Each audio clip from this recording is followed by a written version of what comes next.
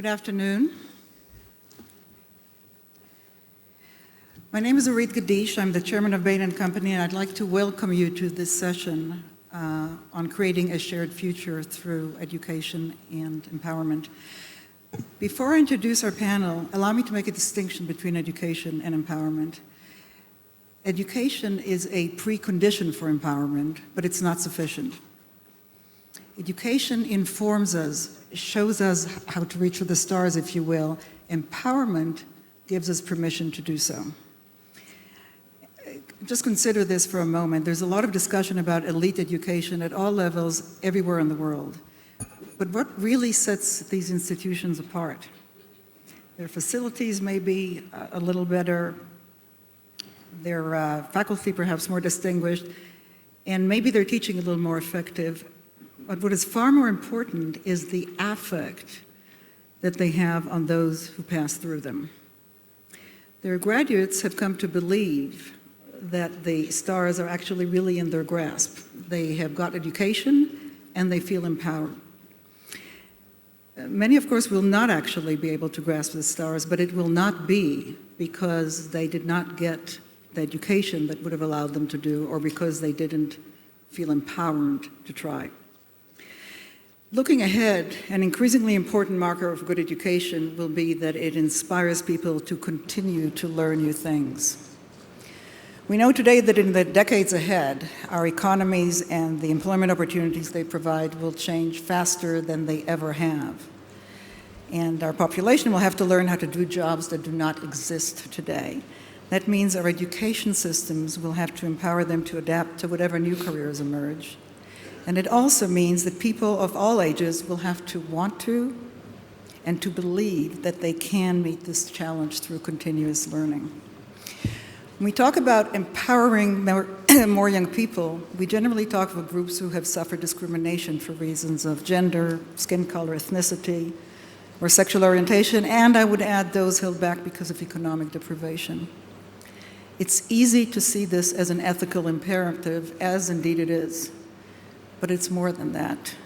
It's a cold, hard economic challenge. Worldwide, we waste an incalculable amount of human potential. Lack of access to education, especially for girls in much of the developing world, inadequate education when access is less of a problem, creativity and innovation limited by excluding diverse backgrounds and experiences, people who could learn new skills unable or unwilling to do so, and most of all, our failure to empower young men and women to reach for the highest levels and to actually achieve great feats. We cannot afford to live in such a world, and we should not wish to. To discuss all of this, we have a distinguished panel here, a group of individuals who share this passion. I'll introduce them very briefly. Dr. Fabiola Gianotti is one of the world's most distinguished particle physicists. She is the first woman director general of CERN. She's also a co-chair of this year's meeting. Malala Yousafzai, I hope I pronounced it right, is famous for having the courage to demand an education. That courage was recognized by the Nobel Committee in 2014 when Malala became the youngest ever Nobel laureate. She's co-founder of the Malala Fund, which champions every girl's right to 12 years of free, safe, quality education. Justin Trudeau is Prime Minister of Canada. A former teacher himself, he has actually responsibility for the education system of one of the world's leading nations. As a G7 host this year, he has put education and especially empowerment squarely on the agenda. Well, I'd like to start with you, if I can. Without education, empowerment is a distant dream. So let's start with access. What are the main roadblocks that obstruct access to education before we even get to talking about empowerment? Well, thank you so much, and it's an incredible opportunity to be here among incredible people. As you already mentioned, education is a way towards women's empowerment. And what are the barriers that girls are facing right now? Well, it varies between country to country, from region to region, and in some parts you see that women and girls cannot have access to education because of transport because there is not a school nearby their community, or because their parents do not allow them to go to school. In some parts, it's early child marriages or child labor or child trafficking. In some parts, it's poverty. It's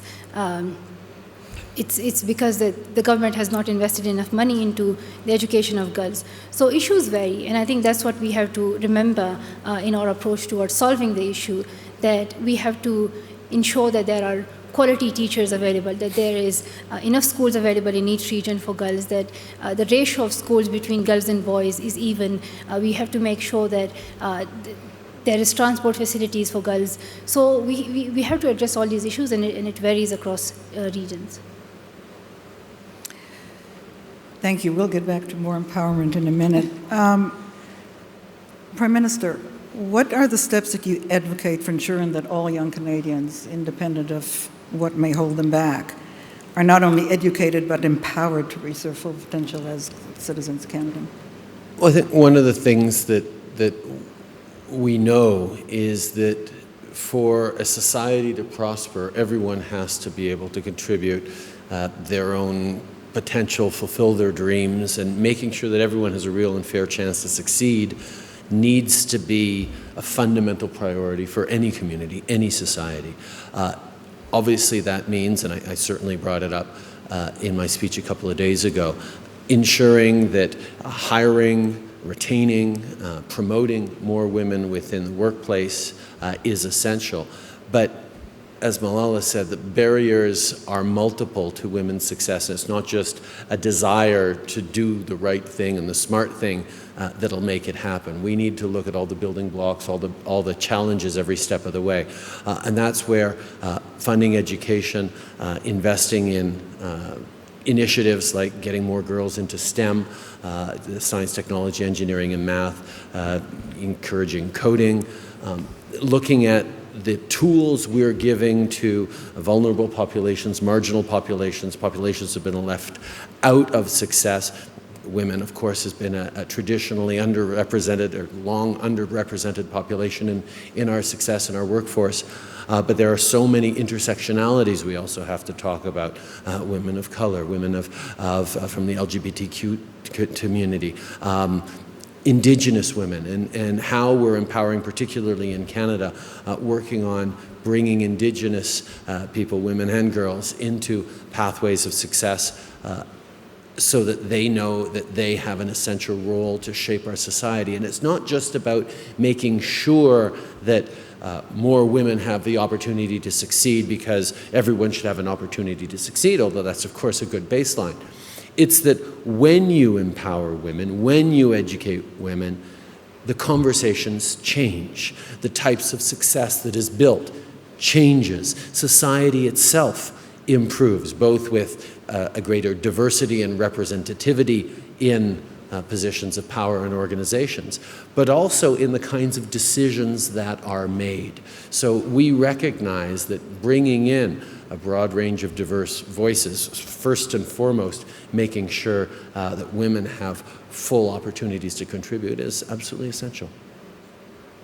Thank you. Talking about, for a moment, opportunities for women.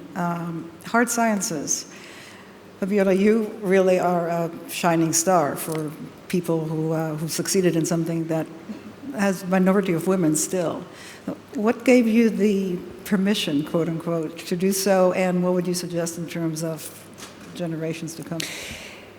So I think for me, the main issue and the main,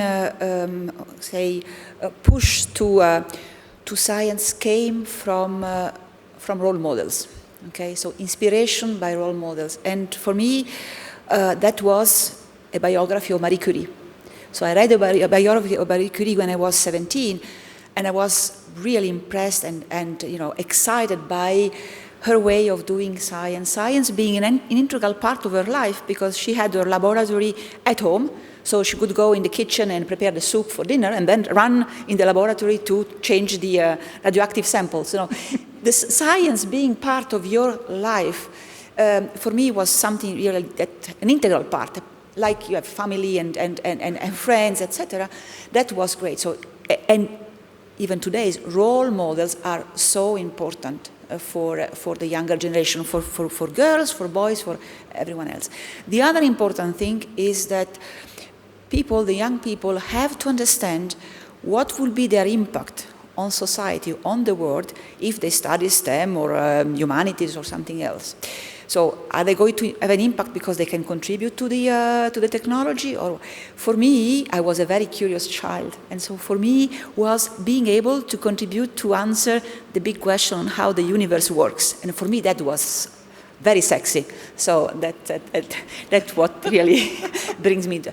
But I would like to say that I'm a strong supporter of really a multidisciplinary and a varied education, to build and to form, say, well-rounded citizens, regardless of what your own job at the end will be. I give you my personal example. I have been studying humanities at high school, Latin, ancient Greek, art, history of art, everything except physics. And I've been studying music in parallel at the conservatories. And then, later on, I decided to move to physics at university level. And I could do so because the Italian education system gives access to most of the faculties regardless of the kind of high school education. And this is very important because, you know, people are too young at the age of 13 or so when they start high school to decide about their future.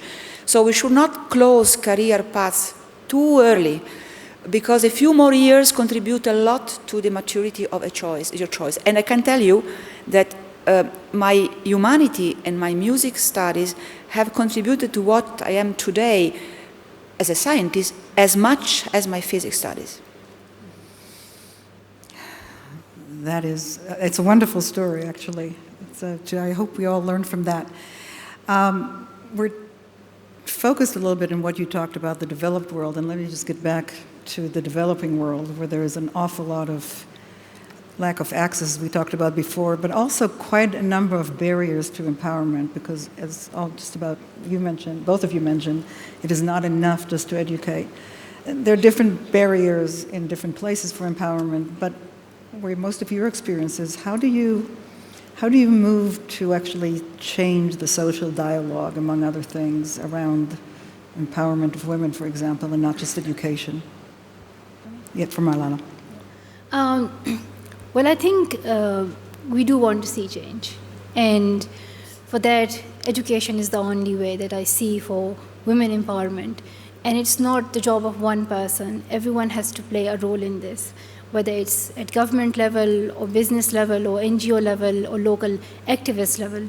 And that is something that I have recognized right from the beginning. And what I personally am doing through Malala Fund is I am empowering and reaching out to local advocates in Pakistan, in Nigeria, in Latin America, in India, and we are empowering them so that they can bring change in their local communities, whether it's teachers training, whether it's bringing STEM skills, whether it's giving e-learning. I'm also focusing on empowering girls because they are the future, and giving them a voice so that they can speak out for their rights. They can try to speak out about the issues that they're facing. So I'm doing that, but then also governments and presidents and prime ministers, they have a big role in making sure that women can have access to quality education, they can have access to opportunities, and I think some countries are leading in that and they're stepping forward, especially Canada. Like, I'm really looking forward to G7 and the steps that you would be taking. We would be excited to hear about those, but I think everyone has to play their role. And I'm also really, I think that business sector should definitely invest in the education and empowerment of women. And this is an investment on which the return is very high.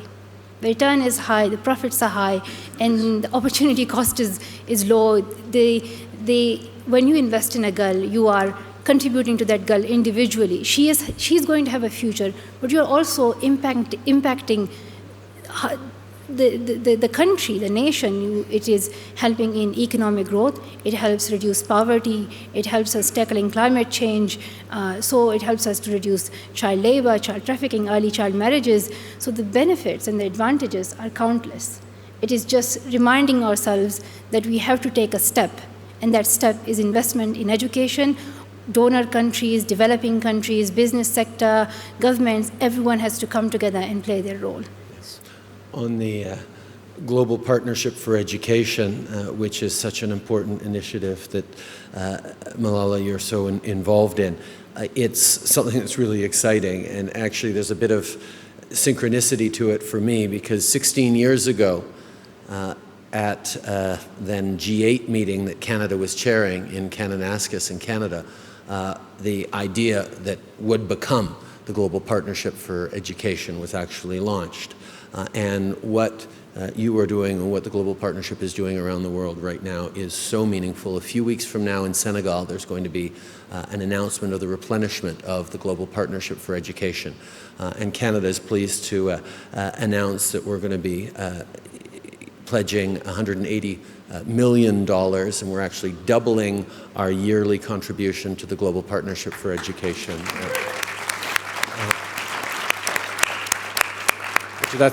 That is important, so I'm going to repeat that in French for the folks back home. Je suis très content de pouvoir annoncer. I'm really happy to be able to announce that Canada is going to double its annual contribution for this World Partnership for Education, and this announcement will be made in 2 weeks' time in Senegal. $180 million in the years to come will be contributed to make sure that young in developing countries get education, and especially young. Empowering women and girls through education, empowering the developing world through education is an essential pathway towards success. And that's actually also part of why Canada set forward a feminist international development policy. We know that as we look to have the maximal impact on improving outcomes for people in the developing world, investing in women and girls not only has been done less than is fair or is necessary over the past years, but is the most effective way of making a real and lasting difference. And that's why we are so excited about the partnership on the Global Fund for Education, Global Partnership for Education. And also, the full circle part is this year we're hosting the G7. And in many G7s, there's been discussions of gender, and it's important to talk about empowering women. And in many different organizations, we talk about it and say, okay, what can we do around the empowerment of women? Well, this year, we're taking a different approach on the G7.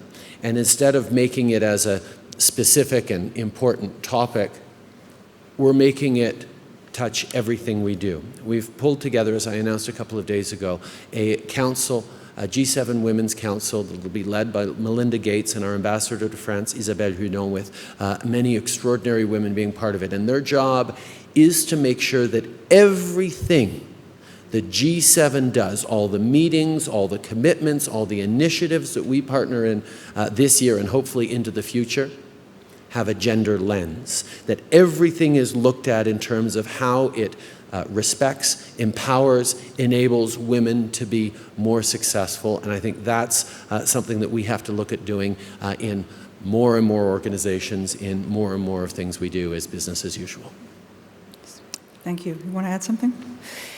Well, I clearly applaud this wonderful initiative. I would like to mention that I work in an international organization, a big research center, CERN, a European Laboratory for Particle Physics, where we do fundamental research. So we run most powerful accelerators to understand the fundamental constituent of the universe. Now, CERN brings together 17,000 scientists from all over the world, representing more than 100 different nationalities. Some of these scientists come from countries in conflict, and yet they work together, animated by the same passion for knowledge and in pursuit of common goals. Now, if you look at the age profile of these 17,000 scientists, the peak is at 27 years. And about 40% of our scientists are below 35. So it's a very, very young population. And of course, we educate them we form them and train them for science, for particle physics, for big data, for computing, for technology, etc. But CERN is a wonderful place also to grow these people, to help these people understand the importance of peace collaboration, to grow in an environment which is respectful, tolerant, and which values the importance of diversities and inclusiveness. Actually, most of our young people do not stay in research because the number of jobs in research is limited. Typically 10% of them. The other goes out and 60% go to the private sector. So we also form them for the private sector. And if you want, if you look at their career, a recent survey shows that 80% of them are very, very happy with their current job, which is very good. And about 70% of them think that what they learn at CERN, the skills they learn at CERN, have been fundamental for finding the job, for their current job. And you know what these skills are? Analytical thinking, critical thinking, international collaboration, communication, partnership, flexibility. So that's our, the skills that. That is a great education. Yes. But for a very limited number of people, unfortunately. Yes. And it sounds like I'd like to go and just get some courses there right now. But if we can get from there sort of how you would imagine that our entire education will support these kind of skills as opposed to specific pieces of knowledge, because everybody will have to learn more and use their ability to reskill themselves or the ability to be open to be reskilled going in the future. So perhaps starting with you. If you allow me, and I don't want to talk too much, but for me, a good education, regardless of the type, STEM, humanities, etc., is an education that gives the young people the tools to address the work market, to address the challenges of life. And these tools are general tools, critical thinking, speaking about science a bit, understanding the importance of the scientific method and of evidence-based assessment, also to distinguish between fake news, real news. We know that nowadays we are bombarded by all kinds of news. These are the tools that you need to have. And if you allow me a little bit of a pun, people should get the skills to be able to change their skills with time, because the market job is changing, society is changing, technology is changing fast, and it's not granted that what you learn today will be useful tomorrow. So you must be armed, you must be prepared to change and adapt your skills in a flexible way. So that's what we have to do. I think everybody here now wants to understand how we can distinguish between fake news and real news, and Fabiola, I'm sure we'll have a seminar later on that. But those kind of tools, and how do you take that into responsibility of government on a broad sense for all citizens? Oh, well, first of all, understanding, as you've said, as Fabiola said, as everyone knows, the changing nature of work, the challenges in the workplace that are going to require a greater understanding of technology and of science. And as Fabiola well said, just because you study science doesn't mean that you are going to be a scientist or a researcher. Yes. It is so essential that when we think of the place of technology, of AI, of robotics, of automation, of everything that's going to be coming into every single workforce, I don't care if you're going to be you're writing symphonies or directing movies or working as an accountant or working as a teacher. You are going to need to be powerful users of technology. And that's where particularly encouraging people who haven't or are underrepresented in STEM education, women, is hugely important. I mean, in Canada, we have a number of people who are extremely strong advocates for science. Our Governor General is one of Canada's top astronauts and does an incredible job inspiring about how important science is. Our Minister of Science is a Nobel-winning scientist who's constantly investing in looking for ways to encourage fundamental science and encourage better science education.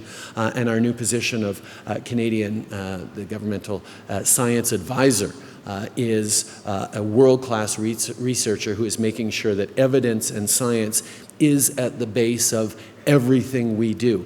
Those are sort of the top three scientists in our country, or science leaders in our country. They're all women. Julie Payette, Kirsty Duncan, and Mona Nemer. So we know that showcasing the extraordinary strength of women in science and of the path of the role modeling, as Fabiola says, is essential to make sure that our society and our workplaces and our citizens are able to meet the challenges of a transforming world as lifelong learners. And that's something that me as a former school teacher understands is so important, but we all get that. Can I just follow up on that? So how is the actual curriculum changing? What are the most interesting changes that would be useful to understand? Well, I mean, one of the challenges we have in Canada is that, and it's one of the benefits of having a federation, different provinces have control entirely over their K-12 education system, so they can be more responsive to what their needs and concerns are. But because of that, the federal government, even though I was a school teacher, we're limited in our ways of weighing in on the education system. So we have to look for ways of sometimes sneaking around it. And one of the things we did is, I know, and Fabiola knows I'm a total science geek, and I learned how to code C++ back in university, and I understand how important, even to this day, when I don't do a lot of coding as Prime Minister, understanding how algorithms work, understanding the scientific method is so important. We created a nonprofit initiative to provide schools with opportunities to teach coding. So it's sort of a way that we're not weighing in on provincial jurisdictions on education, but we are making sure that schools, school districts, teachers have the capacity to, and the tools and the training to teach coding from kindergarten on forward, because that's going to be essential. And how we work together on recognizing that as an essential path is going to be critical to Canada's success, to our world's success, as we get through this transition into the fourth industrial revolution. Malala, would you like to add to that? Well, first of all, I'd like to thank Prime Minister Trudeau for your commitment to global partnership for education. And on behalf of 130 million girls, thank you and merci. Thank you so much for your work as well. And I think, yes, investing in science is just so crucial, and it applies to all subjects, not just science, evidence, empirical evidence, data. These are such important things, and we shouldn't take them for granted, and we should invest in these. But I hope that as Canada is leading in this, I hope that other countries can also follow this example, and they can also make commitment towards girls' education in Dakar next week. And I hope that one day we will see all girls going to school and getting quality education. So I'm really positive and really hopeful. And the education is not just, if you look at the figures of how empowering women can contribute to the global economy, like imagine if women are brought into workforce, like it could increase the GDP of US by 5%, Japan by 9%, India by 27%. It can lead to the global growth as well in trillions of dollars. So the outcomes and the benefits are countless. And I think for that, again, investing in women, investing in girls' education is just so crucial. Let me just to continue with that, because one of the things you talked about India and some of the developing world where the potential is even more enormous than perhaps some of the developed world. But a lot of those things that are blocking them are really social and culture.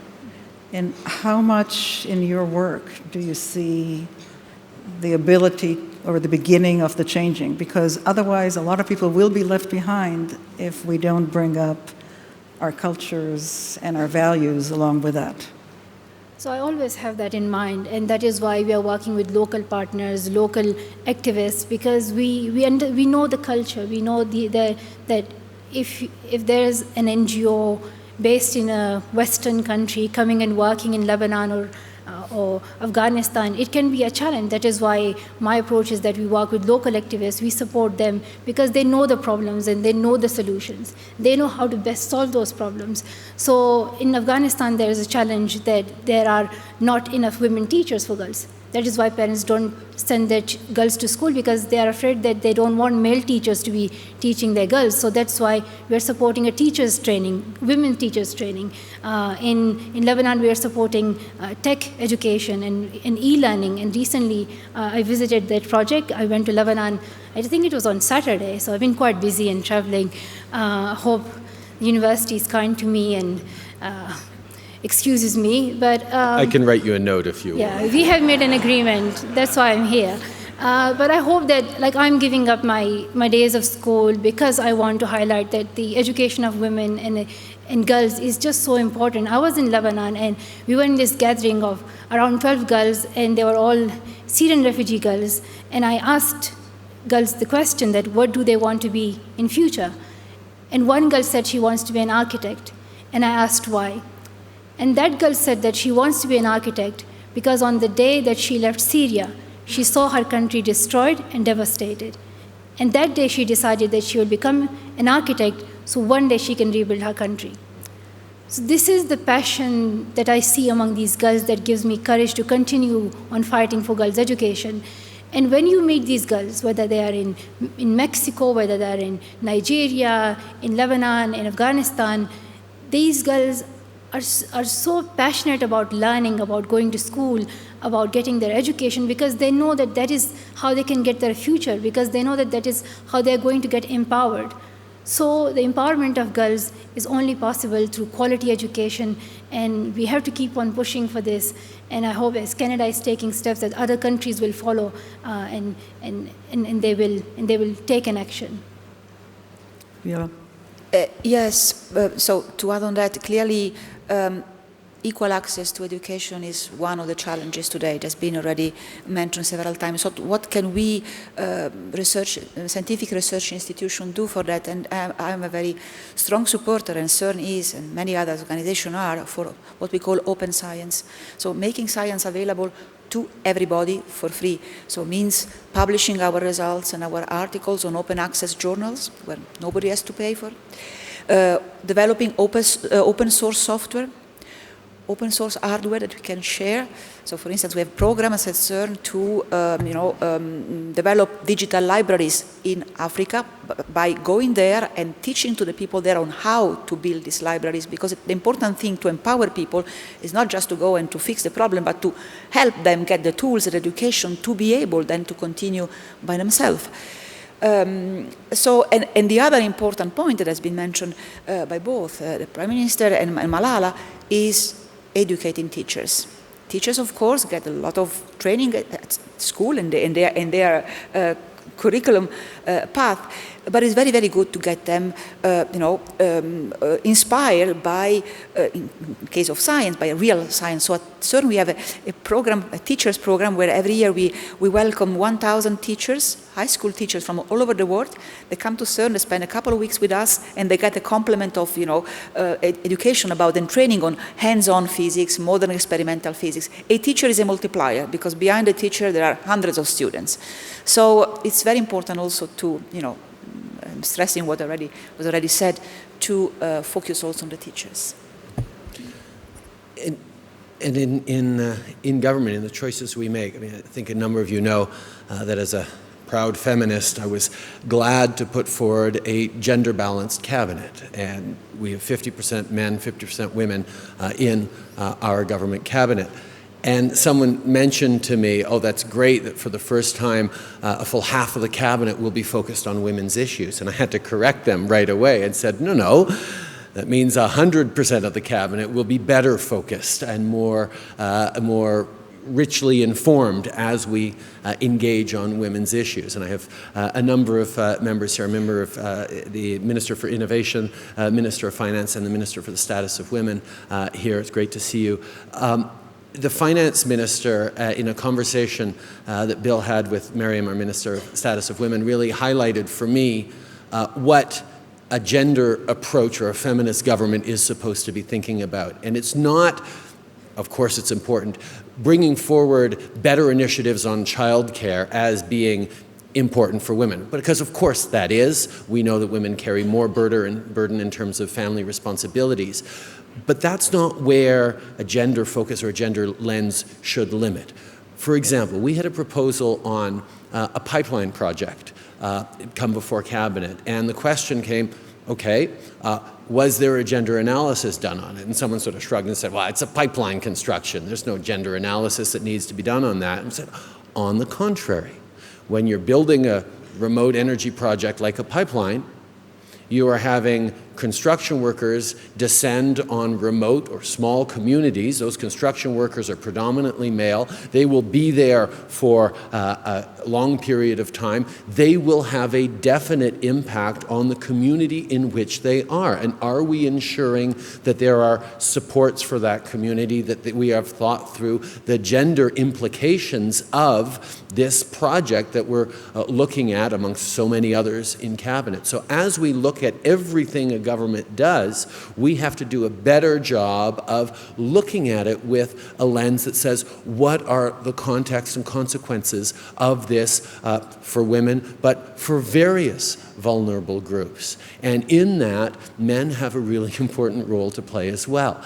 I want to highlight that here we know at this Davos conference, there's only, I think it's 10 or 15% women actual attendees. Here in this room, I guess it's about 60 or 70% women for this particular panel. So I would like to pause and specifically thank all the men who are here today for being part of this. And could you tell your friends who didn't come to this one that this is a really important topic that we all have to have a role in.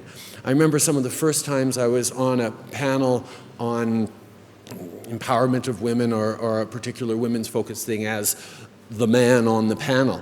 I was a little bit self-conscious and almost apologetic, saying, well, this is an important topic, but I'm glad to be here to add my voice. I'm no longer apologetic about being, or self-conscious about being, a man on a feminist panel or a feminist issues panel, because men have an essential role to play as allies, as partners. If we live in a society, and we do, unfortunately, where men have more power than women because of the ways things are in the past, men have an essential role in using that power to change the reality that we are stuck with, and never, never hesitate to, as a man, step up as an ally and ask how we can do better at stepping up as allies, and as women, involving men in this essential fight, because women's rights are humans' rights, and we all have a role to play in making the change. Thank you.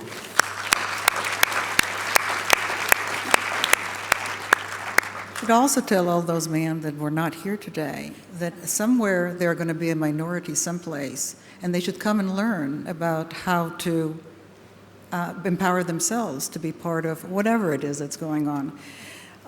Because I think that's true not just for women, frankly. It's true for anybody who feels uncomfortable to be part of any group.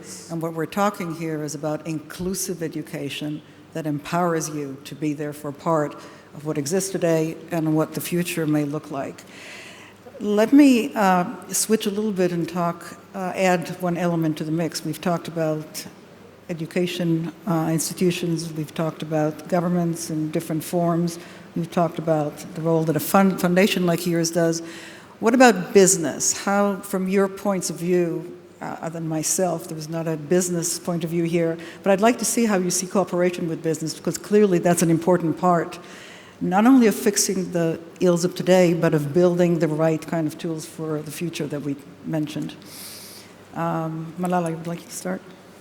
Yes, I think it's a very important question, and I kept on mentioning businesses, that they have a role to play in this. And I'm already seeing that there are a few top businesses and companies that have focused on women and girls' education, but I think that's not enough, and we need more businesses to follow their examples and invest in women and girls' empowerment. Imagine, like, companies want talent, they want skills.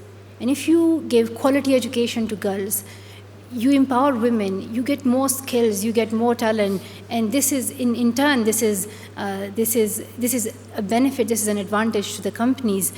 So I think investment in education for girls would give high returns to scale for these businesses, and I think this is something that I hope businesses follow, and yeah. Fabiola. Well, let me inject a little bit of a thought about one of the challenges that we have today. We mentioned that equal access to education is one. The other one that I see is how to reconcile and find the right balance between a world which requires an education which is highly specialized, and what we were saying before, that the society is evolving so fast that if you are too specialized, perhaps in 10 years from now, you will not find a job. Okay, so this is a big challenge, how to find really the balance between the short-term needs and the long-term needs. In a world where automation is becoming more and more important, machine learning, artificial intelligence, robotics, and many jobs that today are important will disappear. So I think it requires a strong partnership between governments, between universities, high degrees education, and also education in general, also high schools and vocational path, and the private sector, the industry, in preparing the workforce of tomorrow. It's a big challenge. Prime Minister, would you like to add? Well, obviously, we need to ensure that companies do a better job of looking for an equal number of male and female applicants for any given job. Don't accept that, there are just not many women out there applying for the job. You have to do a little more proactive reaching out to try and find women and encourage them to apply for promotions, apply for good jobs, and that's part of the culture shift that we need.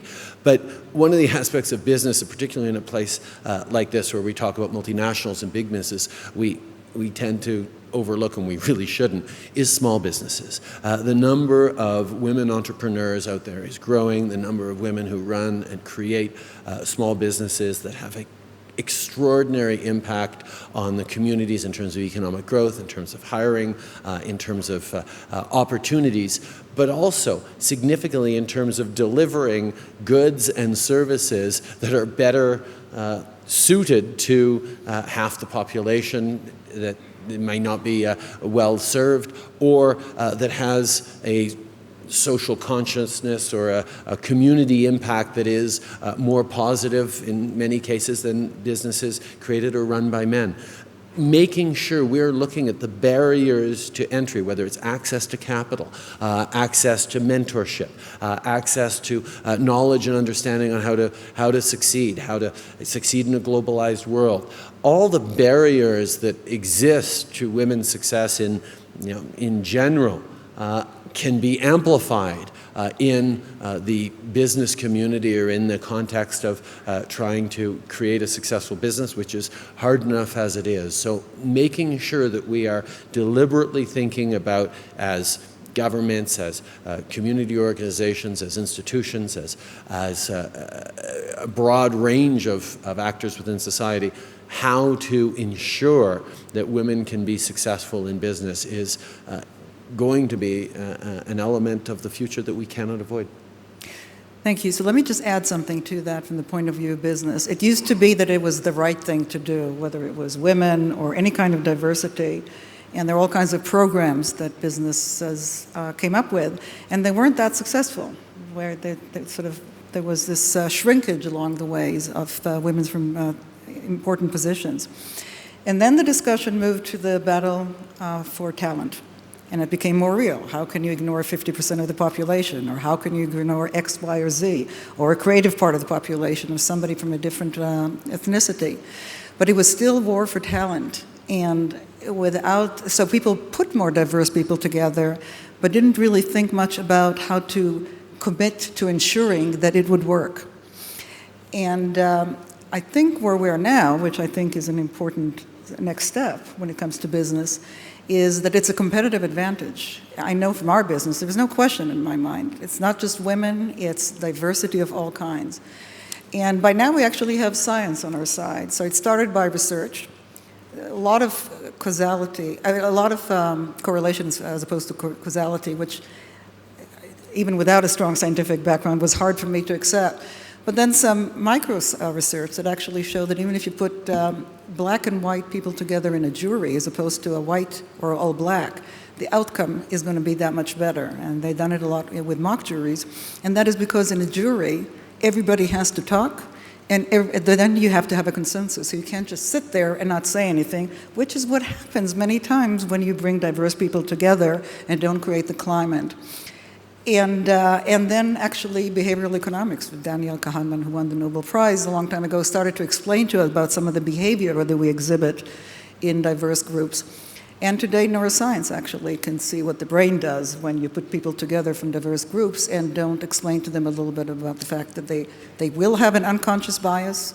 If you have a brain, you have an unconscious bias, can't change you, but I will make you aware of that. And actually there's some tests that I think it would be very interesting for people to, I have taken them out of curiosity for the sake of our business, not for anything else. And then how to create actually sort of the psychological safety for people to be there. So you don't just put people in a room, to use an analogy, you put people in a room with some guidelines about how to make it comfortable, inclusive, and safe for everybody, whether it's a woman, a young person with a different sexual orientation or a different ethnicity or whatever. It's a little less comfortable the first time around, but the product is so much better and the outcome is so much better that it really becomes a competitive advantage. You just need to have the same commitment to that in business as you have to any other business aspect. The same things, the same kind of interesting things go into recruiting and promotion and role models, and then it goes from there. But I'll stop here because I just wanted to add to what you were saying. I think business does have an important role to play. And that's, by the way, it's a different education for people late in their life, but it's whenever it comes, it's very important. And once you're comfortable in that in a diverse group, you stop thinking about it, you welcome it. Yeah. But I mean, that's a really essential point. There's a lot of effort being done in recruiting more women and recognizing that that's an important thing.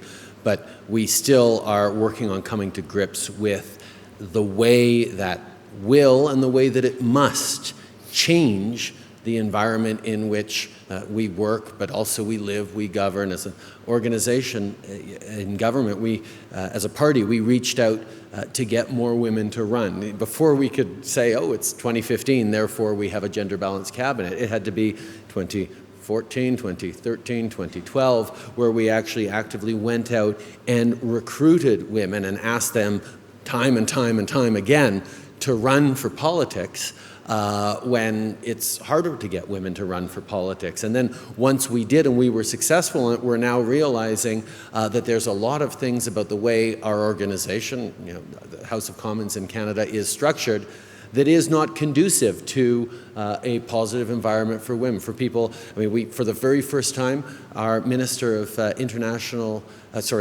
Democratic Institutions, the first time any minister is going to have a baby while being minister. And this is something that is a challenge. I mean, there have been many men ministers who've had children while they were ministers, but it doesn't have the same kind of impact on their lives, obviously. So this is a new thing we have to figure out, what parental leave looks like for a minister and how to make that work. But these are essential conversations we have to have that will be replicated throughout workforces across the country, around the world.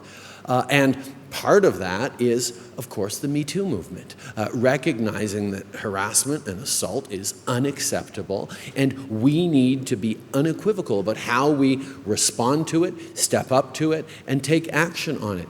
And we have to understand that as we've created essential space for these conversations, and we've empowered women to come forward, and in most cases women come forward and feel listened to and validated and believed in what they say, we are going to see more and more examples of women who in previous times would have stayed silent, saying, no, you know what? This is a problem, and I'm going to tell my story. And as organizations, and as a world, we're going to have to adjust and adapt and learn and change the way we look at power dynamics, the way we look at the hierarchies within our organizations, the way we look at the culture and atmosphere that is created in so many different organizations. And that level of mindfulness is something we have to do a much, much better job of. Fabiola, I see you nodding your head. Well, as you said, I believe that the diversity in all its forms, gender, ethnicity, cultural, is perhaps the strongest asset of humanity. And it's clear that a diverse workforce is much stronger than a unilateral workforce, because it benefits from the views and the expertise of different people. As you said, I think we will have reached inclusiveness and diversity the day where we'll stop thinking about it, because it has become natural. My own experience in the environment I live at CERN with these people from more than 100 nationalities, for me, is absolutely natural to sit at a table with people who have a different passport from mine. And for me, I couldn't imagine just work with Italians, not because I don't like Italy. I love Italy, it's my country, but because I'm used to share and to work with people from all over the world. So we really have to push for that. And what you learn when working with people like that is, of course, you learn lessons for life. You become more tolerant, more open, and the value of diversity and of inclusiveness is really a very, very valuable one. Let me just add something to the diversity. When we talk about diversity, I think we're not just talking about national backgrounds and ethnicity and gender, but just diversity of experience as well. I think Apple is famous for saying that they have those magical products because they bring engineers and software writers, but also musicians and artists to focus on making those products. And I think that's part of the theme that has sort of run here through. I happen to think that that's a very important part of the education of the way the workforce is going to have to be. Any famous last words? I'll start with you, Fabiola. What would you like to leave the audience with on this topic? Perhaps I would like to convey the message that we need also to break the cultural silos. Too often people put science and humanities or science and the arts in different compartments. They think they are mutually exclusive. They think they have not much in common. And they do have a lot in common. They are the highest expression of the creativity, of the curiosity, of the imagination of humanity. So we should really talk about culture in general, not be too much focus on one particular sector of the culture. And this is a very good message that we can give to the teachers and to the young people for a better world, and to grow with more armed to face the challenges of society. Thank you. Malala. I would say that each and every action that we take, it matters. And when we talk about women's equality, women's empowerment, girls' education, it's not just one simple thing. We have to change the way we act, we have to change the way we speak, we have to change the way we address this issue. If a company believes that they are feminist and they are investing in girls, like as you mentioned, like how many female staff they have, how many women they have allowed at senior roles, how many opportunities that they give to women. So I think change has to come the way we approach this. And so I'll just give example of my father. He believed in women's rights and he was a feminist. But he did not just say it, he acted. When my father's cousin, he brought the family tree and it was full of men's names. There was no woman's name mentioned on that, even though women were born in that family. And my father wrote down my name, the first girl name to be written on that family tree. My father allowed me to go to school. My father allowed me to speak. So these are the things that we need to remember, that each and every action that we take, whichever sector we belong to, whether it's business or government or NGOs or schools or hospitals, wherever we are, we have to remember that we must ensure that we give equal opportunities to women, we focus on women empowerment, and we focus on girls' education. And there are so many resources that we have at government level, at business level. Like, look at the science, the tech, and the expertise that they have. Like, what should we do with that? What should we do with all that resource that we have got? And I think the simple answer is invest them in women, invest them in girls, and then the benefits are countless. And when I just think for a second that half of the population of women, when they're lagging behind, imagine when they are empowered, how much change are we going to see in the world, from economic growth to improvement in the living standards to improvement in achieving equality. I'm excited, and I think all it needs is just doing something. And we need to do that and start soon. Thank you, Malala. Prime Minister. I can't say it better than that, so all I'll say is that men have to have the courage to be feminists and the integrity to be allies.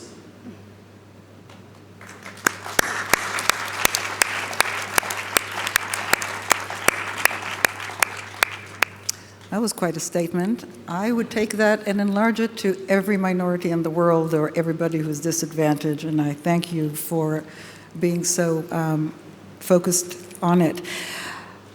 I'd like to thank all of you for really talking about a topic that started with education and empowerment, but really sort of has broadened, because it does, to everything, to diversity of different kinds, not just gender, although we talked a lot about gender, to early education, to late education, to empowerment early on, because that's important, to continuous empowerment through life, to learning through life, the role of business, which it is to their advantage at this point. It's not just something that they should do. Whether you look at institutions, education institutions, at governments, at business, at society in general. We've had an important announcement here today. We had another announcement from CERN. Thank you all for coming. Thank you for the men and the women and the educators and those who would like to continue the education. And thank you all very much. Thank you so much.